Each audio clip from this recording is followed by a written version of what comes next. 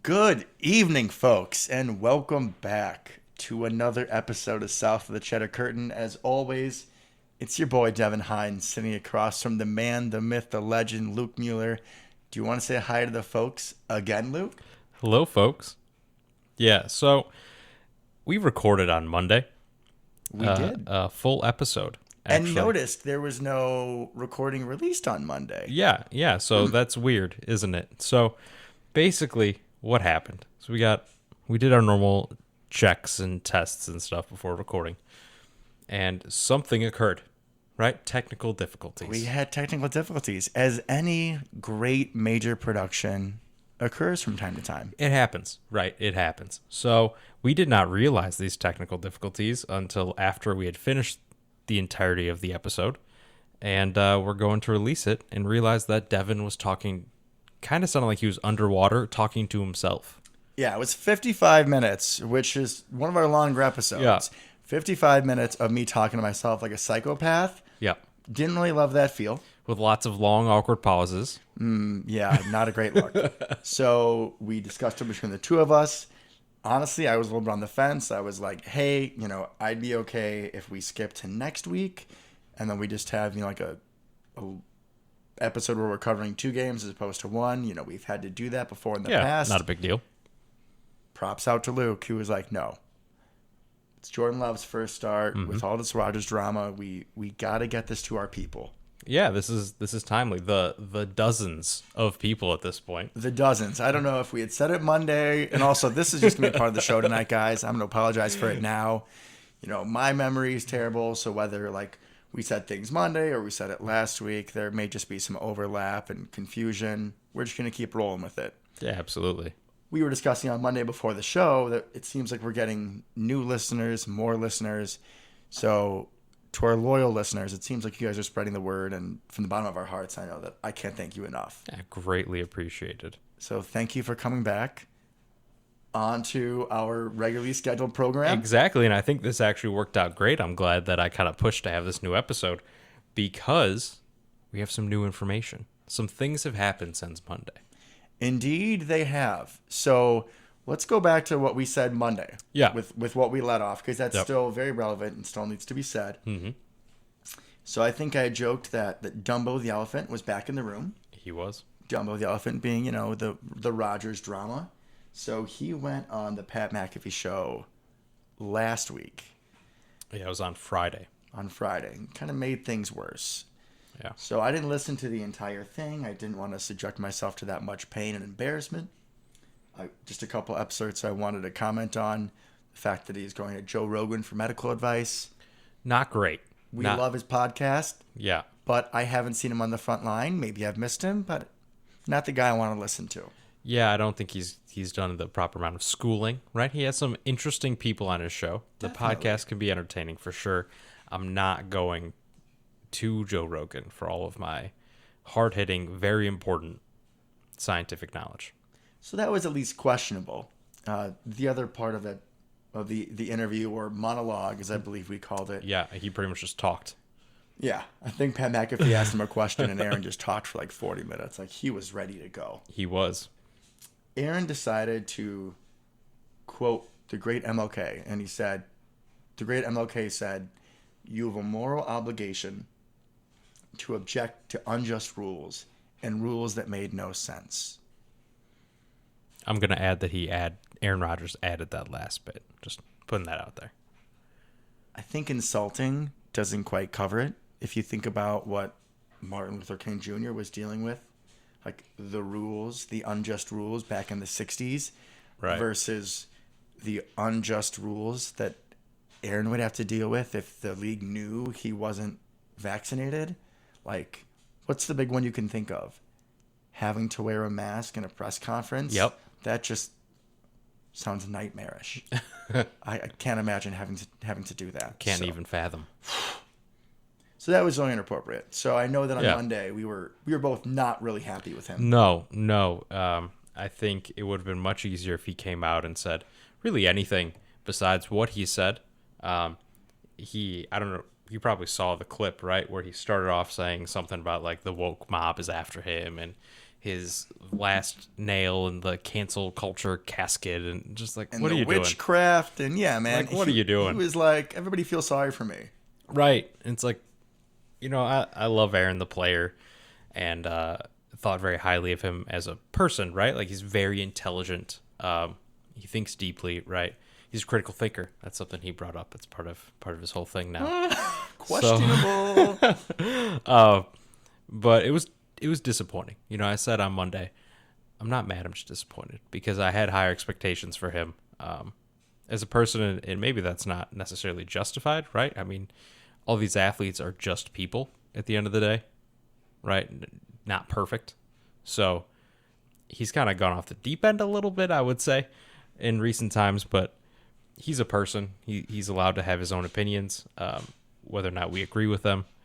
But it was definitely disappointing to hear what he said, because I think it showed a lot of arrogance to kind of put himself on a pedestal like he did to a certain extent, which is not something that I really want to hear him talk about, honestly. And as a Packer fan, for both of us, growing up in Chicago, we've been having to defend the Packers for our entire lives. Right. Especially this, last offseason where he's wishy-washy. And I know, at least for me, a lot of people are like, oh, what is he doing? He's being selfish. And I stood by him the entire time. Mm-hmm. After that week 1 loss, everyone's like, oh, Devin, your Packers look crap versus the Saints, which, again, was my fault because I predicted that. We'll get into that later. But when I went back to work this week, and people are like, how about your boy Aaron Rodgers? And I'm like, yeah, no, you're expecting me to defend him, and I'm not. Yeah, I don't want to talk about it. I don't agree with what he said, obviously. I don't like that he said it. He could have... really, here's the thing, right? Because he came out on Tuesday, yesterday. So this is one of the new tidbits of information we have from breaking news. Ding, from ding, Monday. Ding, ding, ding, ding, ding. Breaking news. That was something, Devin. Thank you for that. You're welcome. I wouldn't say he necessarily went back on everything he said, but if he would have said this Friday, what he said today or yesterday on Pat McAfee's show, this would have been relatively a non-story, right? He kind of apologized for being misleading, which is really all anybody wanted to hear, right? There are plenty of other people, plenty of other faces of their prospective franchises that are unvaccinated. Lamar Jackson, Kirk Cousins, 2 of them. Kirk Cousins, obviously, a little bit different story there. But, which Devin has definitely brought up. But, regardless, so people kind of get over that at some point, right? But it's the way he did it, the misleading aspect of it, and kind of putting himself in a bucket that he did not belong in with the way he was talking about unvaccinated players, as if he was not one of them. So I think that was where a lot of people kind of took offense. It's like, do you really think you're smarter? You're that much smarter than everyone that you can pull this off this whole time, this whole year?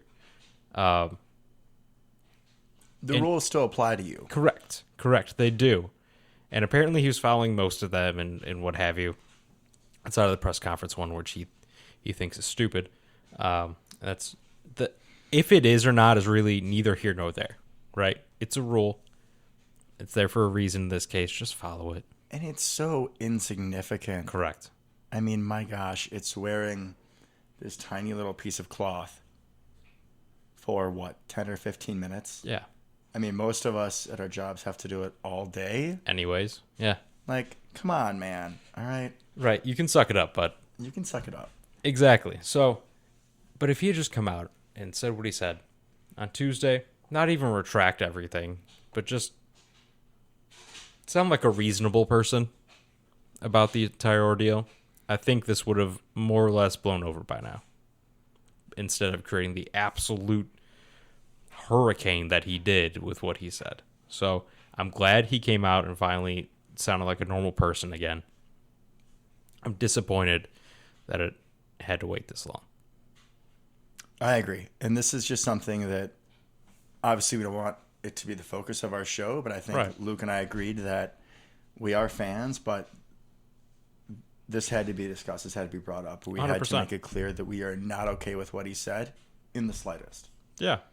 And how he went about his business over these last however months since August.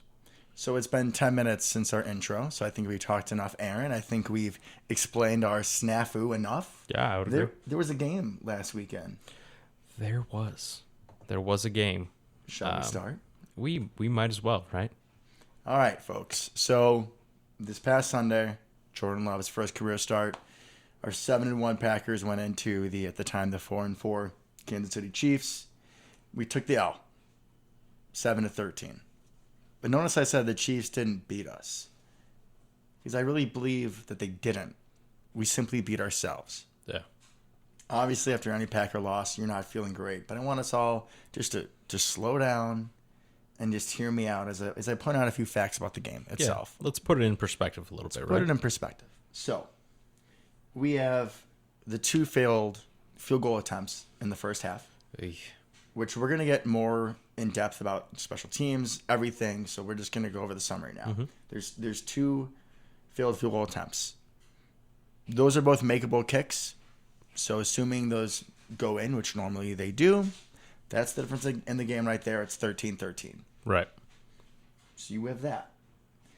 Before halftime, the Chiefs were driving, and by some miracle, Kevin King actually made a play on the ball. Yeah, just poof, there he was. Kevin King attempted to make a diving interception, which it would have been one hell of a catch. Absolutely. So I feel like there was some flack on him for not making that play. On my part, no flack given. The fact that he was there was great. However, if he makes that catch, they don't go score the field goal. Who knows what we do? That's another 3-point difference. Right. You have the Amari Rodgers muffed punt. Well, I'm sorry. I shouldn't say that. You have the muffed punt that went off of the leg of Malik Taylor, but Amari Rodgers was the punt returner and should have made sure his guys were out of the way. So I'm still going to blame Amari Rodgers for that, which then led to the Chiefs getting 3 points. Mm-hmm. So there's another 3 points. And the last one that I'll mention on wasted points opportunities was when we were driving in the fourth quarter, like the 20 or 25 yard line, and Jordan Love just zeroes in on Devontae Adams, and they don't quite have that back shoulder fade. No, they don't have it figured out yet. They don't have the chemistry right there yet, which is completely understandable in his first career start. And he throws a pick to, I think it's Lenarius, La Something Sneed. Correct. And again, assuming the field goal operation goes well, that's another 3 points. Mm-hmm. That's a lot of 3 points we just brought up. We outgained the Chiefs 301 to 237. Significant. 19 first downs to their 14.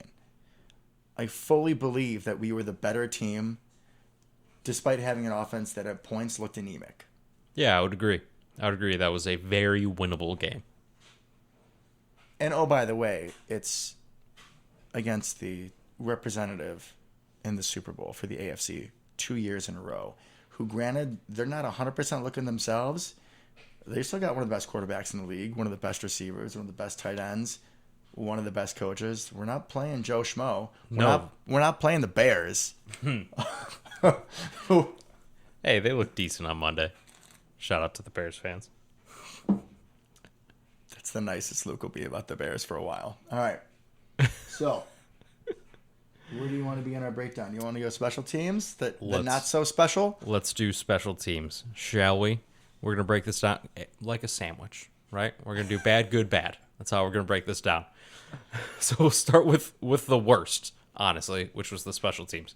Devin kind of gave you a nice little breakdown of the points lost there, right? But let's talk a little bit about how we lost those points, shall we? Indeed. So Crosby missed the kicks, right? One got blocked, missed one to the left. Crosby blocking the kicks. We're not blocking.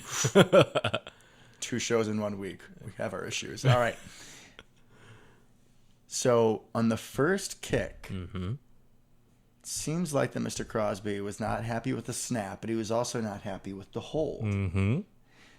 When the Packers signed Corey Bojorquez in the offseason, Boho Blast, who has been wonderful in the punting game. Oh, great punter. I immediately was hesitant because I remember from his days in Buffalo, one of the Bills beat writers had pointed out that some of their kickers' kicks were missing wide, and upon further review, upon him going and watching the film, he was able to decipher that Boho's was not getting the ball in proper position. Right. The laces were in the way. Right. And I think we saw that one of the kicks, or both of the kicks, they were not put down quite right. Right? I think that's fair to say. Yeah. But so for the first 9 weeks of the season, I've kind of been a laughing stock of the friend group. Like, oh, Devin, look at Boho. He's doing so good. And I hated being right, but I was right. I mean, to be fair, you said he was a terrible punter. I should have been more specific. I said his punting is fine. His holding for field goal attempts is subpar. I think this is revisionist history, if we're going to be honest. I can go back and find the texts. You were unamused, to put it lightly, because I came to you. I was like, Devin, I need the scouting report on this dude that I've never heard of who played in Buffalo. You're my go-to guy for Buffalo Bills news, right? Which, for the listeners who don't know, I went to nursing school in Buffalo for 4 years, and they will forever be my number 2. Which is completely fair. I'm also a sucker for a good Buffalo Bills team, so I'm with you. But you thought he was a terrible punter, so that's besides the point. Really neither here nor there. Oh, words are hard today. Hey, listen, it's the second show in a week. First one was a 55-minute banger. I think we're doing great. I think we are as well. But our troubles do not end at Boho Blast now, do they? No. So on that first kick, we blame Boho Blast. On that second one, though, when I went back and rewatched the film, so the second one was the block, and it looks like the pressure came from in between the guys that were on the farmost right side of the line, one of them being Dennis Kelly, who up to last year was a starting right tackle in the NFL. Right. No explanation for that.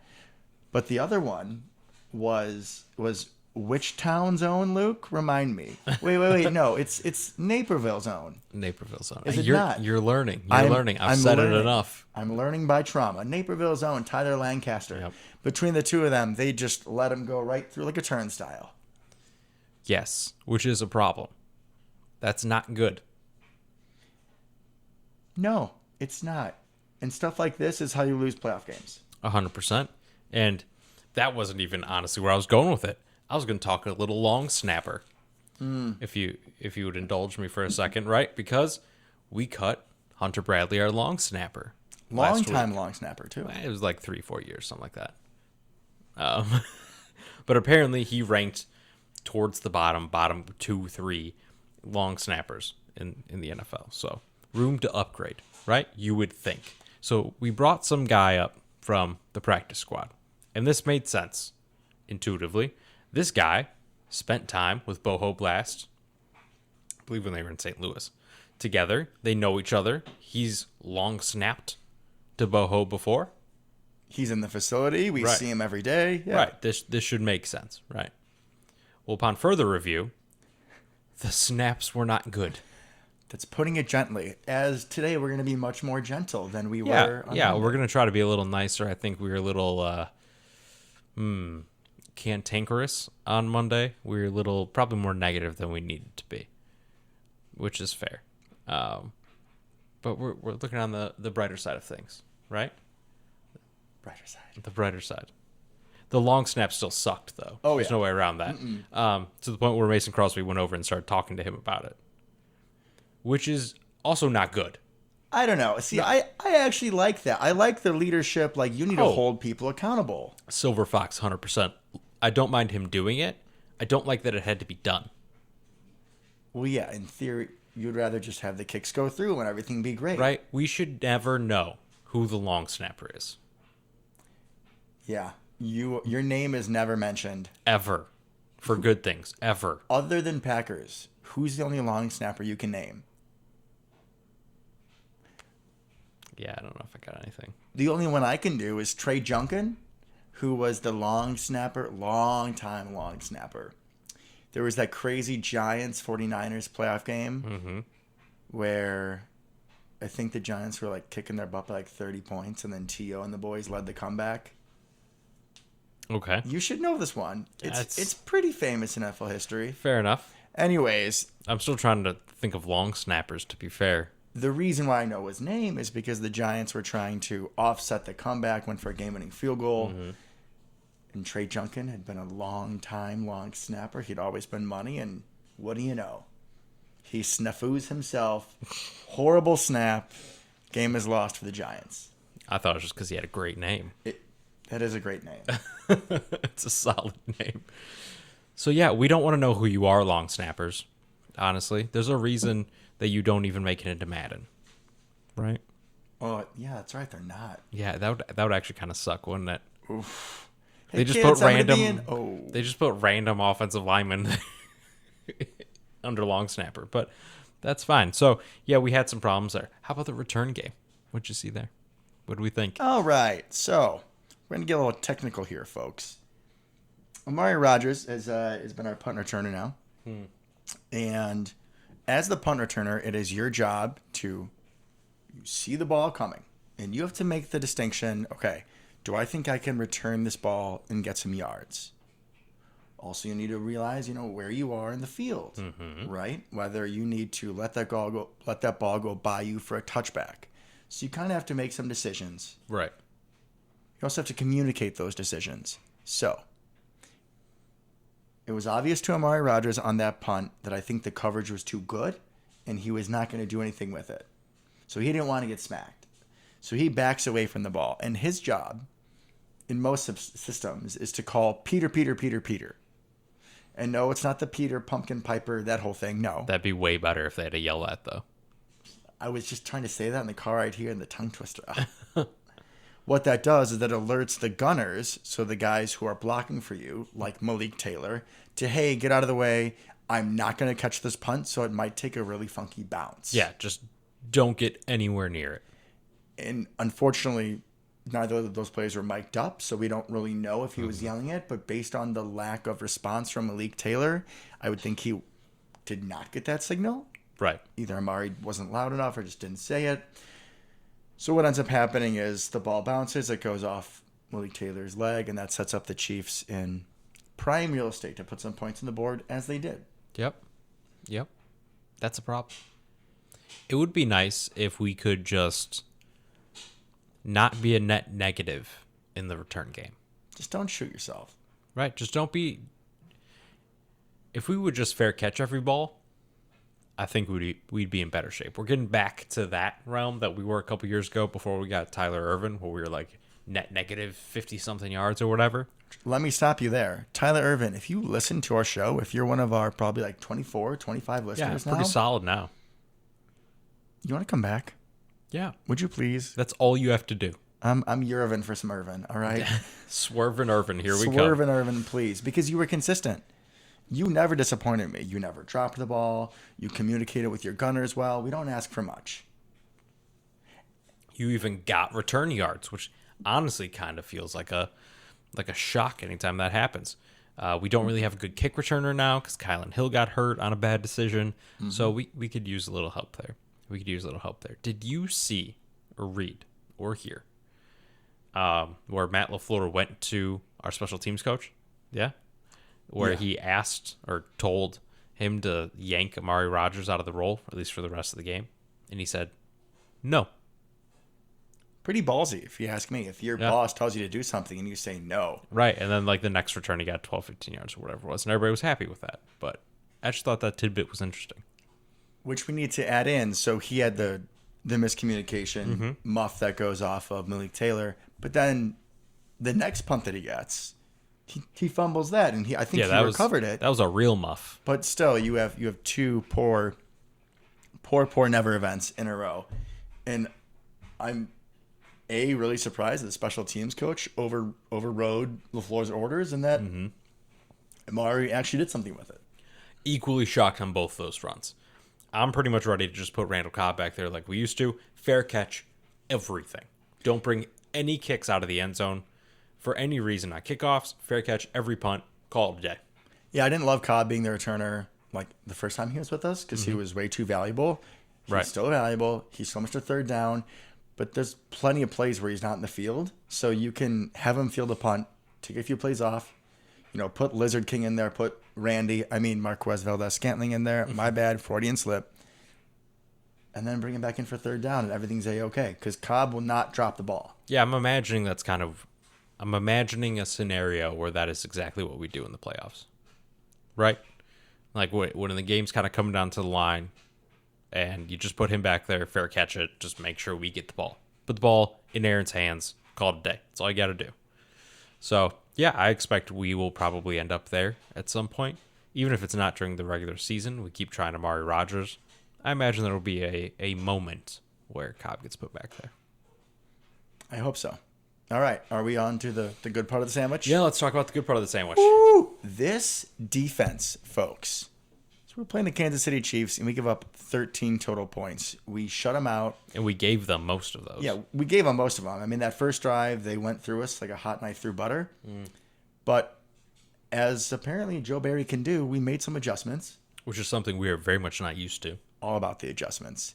They didn't score for the last, I think, quarter and a half? Yeah, something like that. And overall, I think what would have kind of taken away from this is the defense looks athletic and aggressive. And physical. They do. And I think that may be a better word than aggressive because we're not doing any crazy blitzing or anything.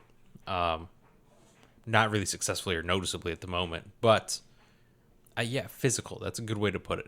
You just talk about blitzing, and there's just been so many times where I think of like Chris Barnes or Campbell, even Burks, like some of these guys just getting through on free rushes, and they just look angry. They do. They look like they're possessed going at the quarterback, and I love it. And all these people, minus Campbell, were here last year. So, and the year before that for most of them, right? So it's very interesting to see the kind of mentality shift we've gotten on defense this year. And all that's changed is the coordinator. I mean, most of the position coaches remain intact. He's definitely getting a lot more out of the guys we already had. 100%. Something we mentioned on Monday was, Oren Burks, this is a guy that we drafted. He's supposed to be kind of like a ball-hawking linebacker, more athletic type. Been kept on the team for 3 or 4 years. Yeah. Kind of a surprise keep around. He has the play of his career this week on just like a simple third down. Chiefs are dropping it off to the halfback, and it's like 99 times out of 100 they get that. And Burks just accelerates, tracks him down, and knocks him out. Yeah, it was beautiful. That's exactly the kind of play we've been hoping and praying for out of that position and him ever since he got drafted. That's his sole goal in life at this point is really just to make plays like that. Out of the backfield, in coverage. That's all you got to do. You're not the thumper. We're not going to send you on a ton of blitzes or anything, but just be solid, make good tackles. Something he has not been very good at. Speaking of thumping, though. We got to talk about it. Similar play, just down in the red zone. So after the Amari Rodgers, Malik Taylor snafu, right? Chiefs had the ball. They're in a prime position to score. And at that point, our offense had done nothing. So you're really thinking they score a touchdown and this game is over. Right. 3rd and goal. Similar play. Chiefs just do a little, I don't think it was like a design dump off. Just nobody was open. So he dumps it off to the running back in the flat. Yeah, a little swing. Darrell Williams, he has the angle. And you see Chris Barnes closing. And you think, okay, he's probably going to, hit him, but most likely he's still going to fall into the end zone. Yeah, and kind of reach or whatever. Yeah, we see that every Sunday. Oh, no. Absolutely not. He hit him and forced a 90-degree turn in his body. It was outstanding. I think I felt the earth shatter, that he laid the wood there. That was a hit. Beautiful. And he's just been, that game as a whole, playing with his hair on fire. Yeah, he had some great run stuffs, too. Chris Barnes was looking the part, and I think with him and Devondre Campbell is kind of the every down, right? Then you have Chris Barnes early downs, and Oren Burks comes in.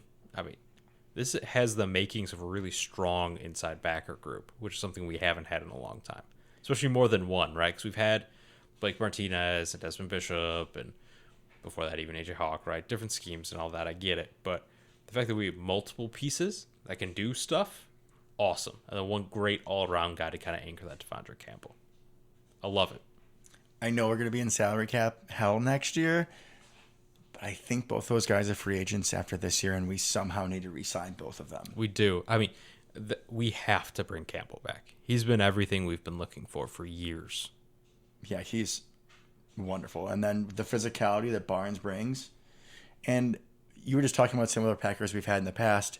A lot of linebackers, like the number 2 guy we've had, are better run stuffers. Yeah. So we thought, like B.J. Goodson, Antonio Morrison, even I would say Desmond Bishop. And these guys were Yeah. like really one-dimensional, where they're good against the run, but you cringe when you see him back there in pass coverage. And I'm not saying that Chris Barnes is Luke Kuechly, but I cringe a little bit less. He's more dependable in the pass. I agree. Not a position you necessarily want to see a lot of, but hey, our defense wasn't terrible last year, and he was pretty much the guy in the middle, right? But I think his current setup is as the second guy really helps him out. I think play to his strengths a lot more, which is great to see. And I think this last game really showed what they are capable of together, not just even individually, but I think what we can kind of hope for going forward out of that group. And they played great. Speaking of groups stepping up, so kind of breaking news before the game, our best corner and our best corner to match up against these Chiefs, Mr. Eric Stokes. Best remaining corner. Thank you. Tweaked his knee. Thankfully, it doesn't sound like it's going to be, season threatening or anything. Hopefully a short-term thing. He was out of the game. So I was definitely more nervous when you're facing a team with fast, small receivers, when you have Rasul Douglas and Mr. Kevin King. Yeah, neither one of which are burners. Kevin King was supposed to be, but clearly that has left him. Yeah. I mean, they're both like 6'2", 6'3", physical guys. Yeah. But both of them played their asses off. They played great. They played absolutely great. You mentioned the dropped pick from King, right? But he was in great position. He was on screen. I know, that's real good progress for him. We don't have to pan out or watch the all-22 to figure out where Kevin King was. Where's Kevin? Right. He's in the wrong end zone. Okay. We're not playing Where's Waldo or anything, trying to find our dude. He's out there. We can see him. He was on screen making plays. He had a couple good tackles, too, on some of those screens and whatnot. I mean, he was playing pretty physical. Aggressive, right? Yeah, so many times aggressive. You bang your head on the table with Kevin King when they throw like a bubble screen his way, and he's just like dancing in place. Right. Like, I don't know if he hears music in his head or what's going on, but he would finally start to Just go downhill. Go downhill, attack the screen. I think even on one of those screen plays, he made the tackle through the block. Mm-hmm. Love to see it. Normally that's a Jair thing. It was great. Rasul Douglas played smart, right? Because he is not a burner, never was. Oh, no. No. But playing cushion, but still breaking on the ball really well. Making sure that he's in the play, right? That was great to see. Sully deserves a shout out for sure, because I saw him run step for step a couple times with Tyreek. Didn't know he had those wheels. I'm not sure he knew he had those wheels, but he looked good. He was sticky in coverage. The couple plays they kind of targeted him specifically. So, yeah, that group, and even if we want to bring that out to the secondary as a whole, I think we should. They really stepped up. I mean, Amos didn't really do a ton visually, right? Not a ton of impact plays. And I'm okay with that from him. Savage was flying around, though. Making plays, making things happen, hitting people. This is something we've touched on before, the fact that I expected him to be much more of a center fielder and a little bit less of the fly around kind of guy. But ever since we've done a little bit more of that with him, I think he's really excelled. He's made a lot of plays close to the line of scrimmage. There was one where he came screaming out of nowhere, out of the back, on a little pass off between him and Devondre, and just made a play. That's it. Dude was 20 yards away. And the Chiefs only had to get like 4 yards. And bam, comes up, whacks the guy. It feels like the game has slowed down enough for him where he trusts his instincts now. And it's allowing him to be more aggressive, which is the kind of player that he needs to be to succeed. Yeah, I feel like we're finally getting the returns when we invested that high draft pick in him. It's great to see. Yeah, love it. And it's scary to think about when Jair comes back. That secondary is going to be good. When we got all the boys back, oof, Yeah. Watch out on NFL. All right. So I brought it up Monday, so I have to bring it up today. You do. I have to give a shout out to the offensive line and to a lot of Luke's guys. So Kingsley Kiki. Defensive line. Defensive lineman, usually an outside rusher, was out this game, I believe, with a concussion. Kenny Clark went down by like the second drive. Mm-hmm. And Dean Lowry was banged up. I learned from the press conference from Mr. Matt LaFleur after the game that he was on a snap count as well. Rockford zone. So the only guys we had up front, TJ Slayton and Lancaster and then Prophetstown's own Jack Heflin. You're really learning these, and it's making me so proud on the inside, right? So you're right. Naperville's own Tyler Lancaster. You kind of banged on him a little bit earlier with the whole blocked field goal snafu. I'll use snafu because you keep using it. I don't think I've ever heard anybody say snafu so often in half an hour, but that's okay. We're gonna roll with it here. And then he made some good plays. He made a stuff on the goal line, pretty much single-handedly. Loved that. And then you're right, Prophetstown's own Jack Heflin, someone you should be a bigger fan of, honestly. He went to Northern. He went to Iowa. We should both love him equally. I do love him from going to Iowa. You went to both of those places. But then once he did the whole, like, Prophetstown, it just turned me off to him. I'm sorry. It's about honesty. He'll win you back. I really hope he does. Because I didn't really see him do much, but that's okay. He got on the field. Yeah, sometimes no publicity is not a bad thing. Correct. I will take it for my boys. TJ Slayton running around, like, tackling receivers and stuff? And that dude's a giant.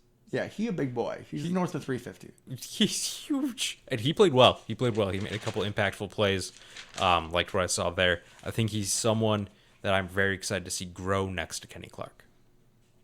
I know Kiki was out, right? At this point, and they're very different players, so it's not necessarily fair. I like potentially Slayton more than Kiki next to Clark. And here's why, right? Because Clark does not always necessarily need to play nose tackle. I think sometimes he may be even more beneficial sliding out against a guard a little bit more. And we've seen them do that, or against the tackle, and he just wrecks his day. But currently, right, who do we put in there at nose guard? Lancaster. He's the only other big guy. Slayton. But that's my point. I think Slayton being so big and so strong and having the motor that you brought up, being able to chase people down, him and then Kenny on a guard, that could cause some problems in the future. Disruptions for sure. Definitely. All right, my man. I think we got to switch to offense because we're going long yet again. That's fine. Let's talk about the offense.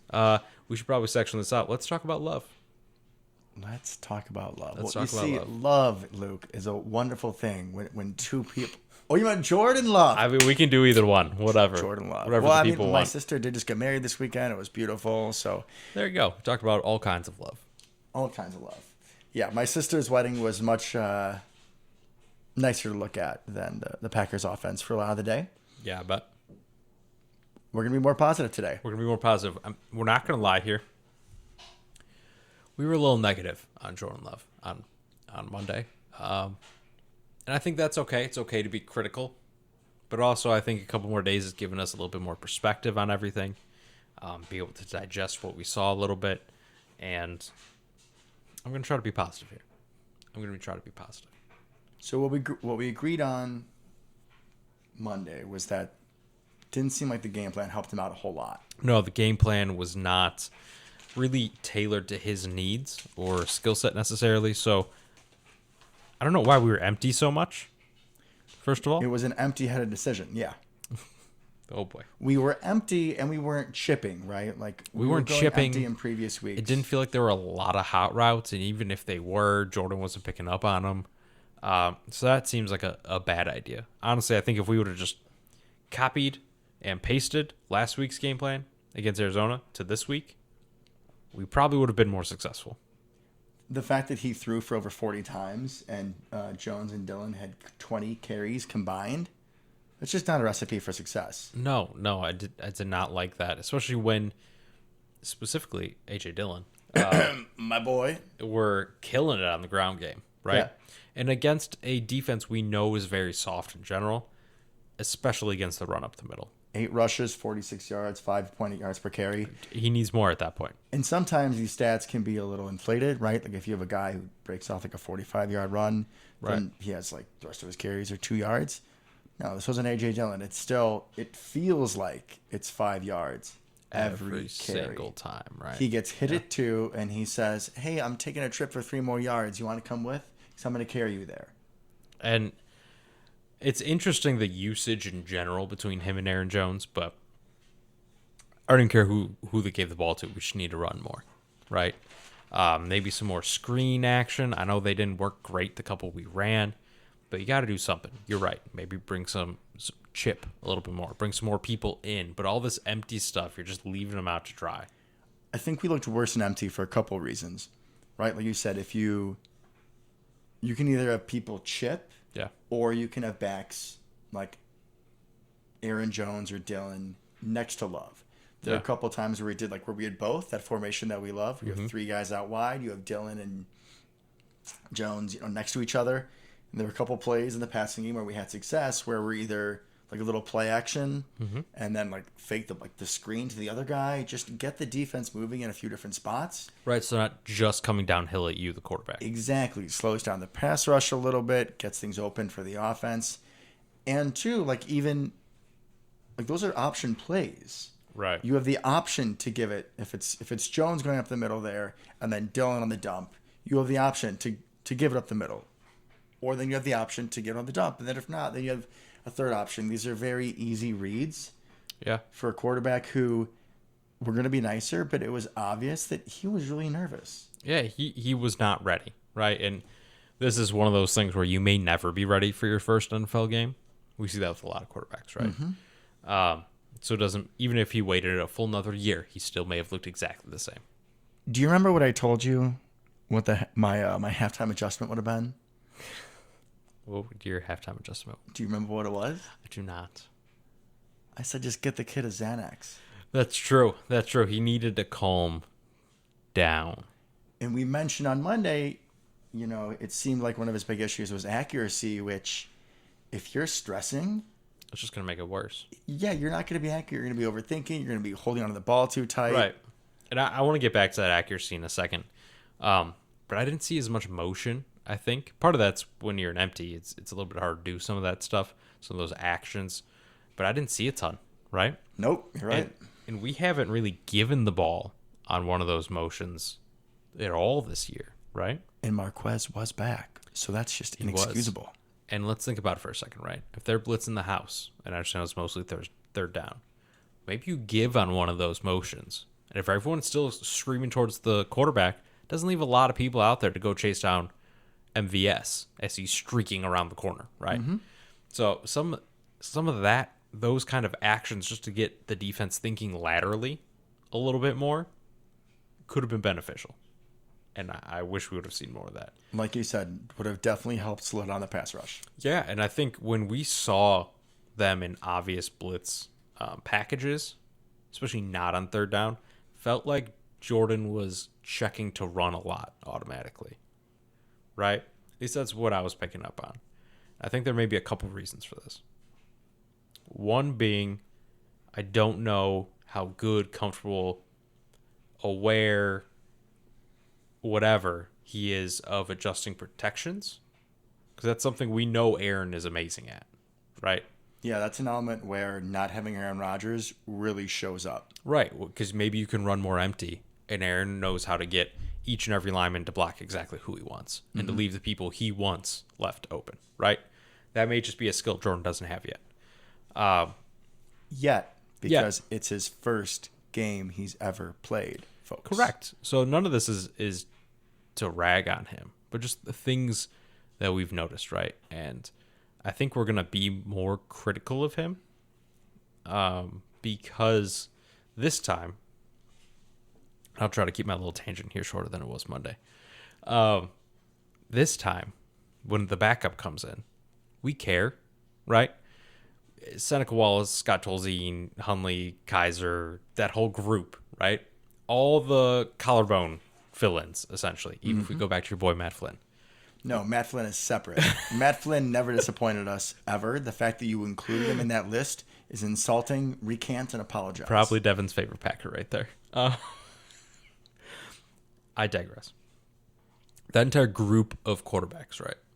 When they came in, we already knew we were going to lose, and we didn't care that much. And why did we not care that much? Because this pain is going to be temporary. Correct. Aaron's going to come back and do what he does. Exactly. And obviously Aaron's going to come back hopefully this weekend, if not next weekend, and do what he does. I'm not too worried about that. However, this is our look at the future. None of these people that I just mentioned were the future, right? So we're going to be a little bit more critical. We're going to dive a little deeper into what Jordan Love did, just because there's a pretty solid chance this is what we're seeing every week next year, that he's the guy, right? I hope not. No offense to Jordan, but I love me some Aaron Rodgers playing quarterback because he's really good at it. So I want to keep him around as long as possible. But it's a little scary to think about, right? You brought up before, we've never experienced a Packers team without Aaron Rodgers or Brett Favre starting. Yeah, we've been very blessed. We have been blessed. I don't want to go be the Bears anytime soon, or the Lions, or even the Vikings, right? I don't want to be them. And Jordan Love has potential to put us in that bucket. He also has the potential to put us on a quarterback streak that like the NFL has never seen and probably never will again. So there's a myriad of options for Jordan Love's career, right? I just really hope we end up in the right bucket. I really, really hope. And there were some flashes, but also a lot of things that kind of make think, oof, wow, you're right. Aaron's really good at this. So if you could say one thing to Jordan Love, if you could pull him aside and say, all right, son, this is what we got to work on, what would it be? That's a great question. I think be a little bit more confident. I think that would be it. Be a little bit more confident. I know he talked a big game. Okay. Well, of course, right? He's going to say, I'm ready for it. I've been preparing, yada, yada, yada. But you're right. He looked nervous. Yeah. I think that's where a lot of this stuff came from. I wonder if some of those run checks were because he was nervous. They may not have been. I mean, whatever. And a lot of those runs worked out just fine. But I just want to see him throw the football like I know he can. And I don't think the entire game we really saw him let it loose. No, he did not. He barely took any shots downfield, right? And when he did, they were off balance, just kind of chucking it up there, falling away from the rush, right? I want to see him stand there and sling it. To a certain extent, I didn't even care this last Sunday if he was just going to throw a bunch of picks. I wanted to see him stand there, throw the football confidently. And we did not see that. Not necessarily his fault, right? We've talked about some of the reasons for that.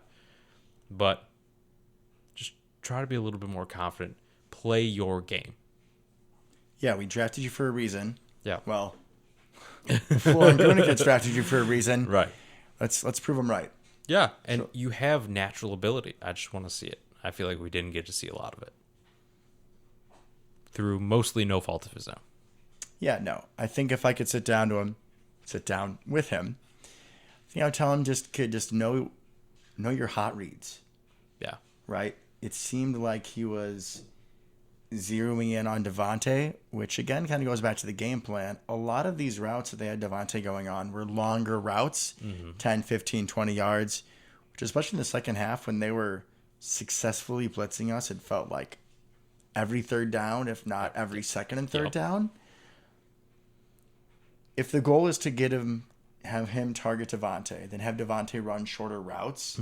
If it's not, if you still want to send him on these deeper concepts and hope the line holds, then Jordan, you have to know what your hot route is, where your hot read is. There was either a third or fourth down I can think of where you have Lazard and Adams on one side of the formation, and it's almost like a pick play, right? Where a rub, thank you, where Lazard comes across the middle, Adams is going up deep to the corner, and he tries to fit it into Adams, and it's like he's waiting for the play to develop, so he's backing up, throwing off his back foot, throwing away, just an ugly throw, and it's knocked away, right? Whereas Lazard breaks into the middle. I mean, not the fastest guy in the world, but had 2 steps on the corner. I think at least gets the first down, and he doesn't see him. So I understand as a young quarterback, like, oh my God, this is Devontae Adams. He's the best receiver in the league. I should really lean on him, know the playbook, know where those quick reads are if you are getting pressured that much. Right, and then trust it. Trust what you're seeing. Yeah. Right? And that kind of goes a little bit with what I said. What I'm thinking is trust what you see and then let it rip. I don't want you to be falling back in all that. Plus, you're an athlete. We saw it on a couple of the scrambles. Maybe we could have moved the pocket more. I know we did, on one play to the left of all places. I thought that was an interesting call on a quick little out route there, and it worked well. But I wanted to see more of that. Played your strengths a little bit more, right? Because we know you have them. You have an arm. We didn't see the arm, right? We did not see a big arm on Sunday. I don't think he threw it more than 15 yards down the field, except for that Cobb play. Yeah. Maybe that Devontae one that was picked or whatever. But even those, they're all like falling away, just kind of lolly it in there. Yeah, they were off platform, poor form, ugly throws. Right. Your feet aren't set, all that kind of stuff. So almost going back a little bit to what Aaron looked like a couple years ago, right? Because we've seen a little bit of that out of Aaron, when his arm looked like it was going a little bit before he discovered squats. You know, it's a big thing for him now. But really, like core and leg strength and better footwork will lead to crisper, harder passes. And they can coach that. 100%. The kid's got a big arm. He's got a good place to start with that. Just a lot of that footwork, the platform you're talking about, those are things that he needs to get ingrained in him. So he can really just let it rip and show the talent we know he has. So that's what I would like to see. And like I said, a lot of this goes to game planning and coaching and all that. This isn't necessarily on him. But I liked him bouncing back a little bit, right? As the game went on, he played better. He settled in, right? That touchdown drive. I mean, the throw wasn't, like, it was a good throw, but it wasn't amazing or anything. But he settled in, started making some better reads, getting the ball out a little bit more on time, those kind of things. So there were some building blocks there for sure. It's good that he finished the game on a high note. Yeah. Touchdown drive and then just didn't get the ball back. I had some confidence that if we would have gotten the ball back, I don't know if we go win that game, but we make those fans in Kansas City sweat. That is a guarantee. Yeah, I think we definitely would have moved down the field. Don't know if we would have won if we would have got that touchdown, but I think we definitely would have moved down the field. All right, folks. We are running another long show, which, hey, I'm glad that we have so much to talk about. Yeah. Let's just quickly go into Seattle. When Luke and I were discussing this matchup on Monday, it really seemed, I want to say like 80-20% chance that we were going to have Rodgers back. Mm-hmm. Doesn't sound like we're as sure. Rodgers went back on the Pat McAfee show, and it's the way that he was wording some things. I feel like it's more of a 50-50 shot. So you had said on Tuesday that you honestly were kind of hoping we'd see, or Monday, that you were hoping we'd see Love again so he can do better, look better, have more confidence in him going forward. We may get that chance. We may. Now, part of me absolutely does not want to see Love again because I want Aaron Rodgers back and I want us to win this game and I want us to win by 30. But I'm trying to look positively, right? Yes. Something we talked about. The positive of Aaron potentially not playing is to give Love another shot with a full week of practice, right? That's something we didn't touch on this time around. And that is that Love probably didn't really do anything during the week, right? Given when they found out about Rodgers. And then I read that some COVID regulations and travel and all that kind of good stuff, right? That he probably just had to walk through. He may not have even had one full practice as the starter, right? So a week of practice probably would help him. And he's practicing currently as the starter because Aaron's not there, right? So I think that would already put him in a better position to succeed, which I would be very interested to see how that plays out. LaFleur took the blame on the game plan, which I was very proud of him, as he always does. Yep. So I'd be interested to see what a full week looks like game plan wise, and what does Jordan come out and look like. So that would be why I would be kind of excited for that. Of course, like I said, I want Aaron Rodgers to come back, and I want us to win by 30, without a doubt, though. I know that he's allowed to come back, that he's cleared to come back. Yeah, he doesn't have to test positive to come back, which I thought was interesting. He doesn't have to test negative. I was the same way coming back from work. Right. I didn't have to test negative. It was, hey, 10 or 11 days, whatever it was, and if you're, symptom-free, no fever, you're good to go back. And he won't be tested again until, like, the playoffs. But, yeah, because then you're shedding. Right. Worst part about having COVID for me, the headaches, the mental fatigue. I remember I had a checkup with my doctor, and I could barely even talk to him. And I remember, the first week back at work, I wasn't 100%. I was definitely, when I was passing meds and stuff, I was, double, triple, quadruple checking. You definitely a lot of people definitely lose some mental clarity from COVID. So even if like league protocol says he's good to go on Saturday, he may not be good to go. He may not be good to go. And I don't know if he would be willing to have like the, oh yeah, no, I really shouldn't play. I'm not ready. And we don't know, right? He may be completely fine already. It's possible. Another good example of what you're talking about is Jason Tatum, who's a really good basketball player for the Celtics, right? And he's 22, 23, something like that. Young, obviously in fantastic shape, one of the young stars of the NBA. And he got COVID. And when he came back playing, thought he'd be fine. He had to have an inhaler on the sidelines, on the bench for him, waiting every time out. He lost his game shape that quick. It was only a couple weeks.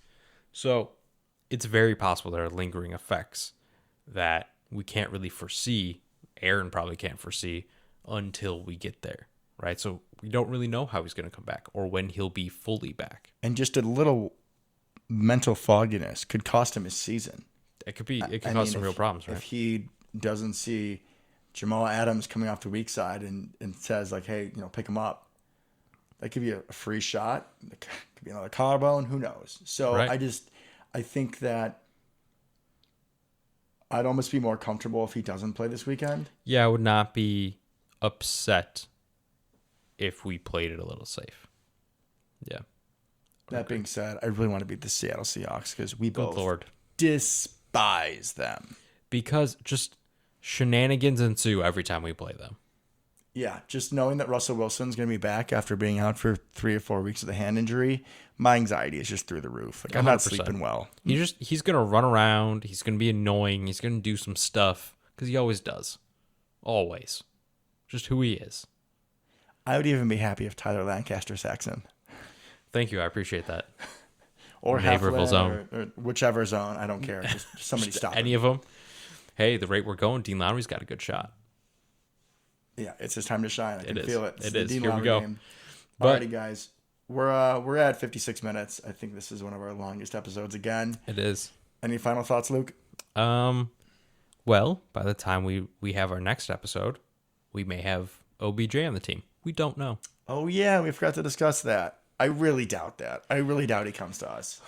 It never happens, right? Stephon Gilmore had a similar thing. But you never know. One of these times, right? We have been actually signing people that people have heard of this year. So, but would you really want him? Does it really move the needle? I think it could. I think it could move the needle. Obviously, I don't watch a ton of Browns, right? But well, that's shitty of you. Okay. Browns, get it, folks. We're gonna rein this back in real quick. Oof. So, I think the potential's there to really help us out. However, I'm not going to be heartbroken if we don't get them. I just think you take snacks. Take snacks. It's the worst when people take your snacks away. True. You take snaps away. From who? From who? From Lazard, who was a physical presence. Maybe. Great in the running game. I think you take more snaps from your boy MVS. Honestly. I would rather have Marquez Valdes-Scantling than Odell Beckham Jr. every single day of the week and twice on Sunday. Do you understand me? Loud and clear. Yeah, I don't know if that's a smart, but I understand where you're coming from. Part of it, right, is that he's been disgruntled for so long. I don't know if anybody knows how good he is anymore. He's injury prone. He's toxic. I mean, so's MVS. Devin's just scowling at me currently. Just rage building. Do you want to be injury prone? You keep talking like that. Don't you talk about Randy like that, man. You don't talk about just Randy saying, like he has that. A lot. I'm just saying, who was the best player in the NFC title game? That's what I thought. Fair. Yeah, no, he had a good game. However, the upside is through the roof, right? If he could be 80% of what he was back in the day, that would be huge for us. And if he isn't, and if he says one word, and this is the way I would put it to him, if I was Goody, right? Just be like, one step out of line, you're gone. It's okay, you're half a season rental. You mean essentially nothing to us at this point. We're not invested in you. For us to sign him, it would have to be to the vet minimum because we have no cap room. Right, but most of the people we're up against would basically be the same thing. The Saints, they have way less cap room than us. They have like $800,000. That's it. Patriots? Well, does he actually want to win? The Chiefs have less cap room than us. Plus, he'd be wide receiver like 3 or 4. I don't know, man. They're doing some Mac Jones, Bill Belichick magic up in there. Oh, yeah, no, I think he'll probably go to the Patriots, honestly. Buffalo I is expect it. my new favorite word. Buffalo is snafooing their season away. So That's not how you use that. you That's know what? fine. I can snafu whenever I want to snafu. Okay. Okay. We're gonna get this man a dictionary before the next episode. But yeah, we may have OBJ. We probably won't. He'll probably be a Patriot. We never get these guys. But you never know. It's fun to talk about. It is fun to talk about. And I am so thankful that you guys are still with us an hour later. There you go. But now I'm going to end our second episode of the week. Second episode. First you guys get to hear. Unless there's people are really clamoring for essentially an hour of Devin talking to himself. No matter how much you all beg, I will not release it. What would the episode title just be like? Cringe? You can kind of hear me mumbling in the background. Cringe, featuring Mumbles by Luke. Oh, that was great. Alrighty, guys. As always, thank you for tuning in to South of the Cheddar Curtain. Until next week, Go Pack Go. go Pack Go.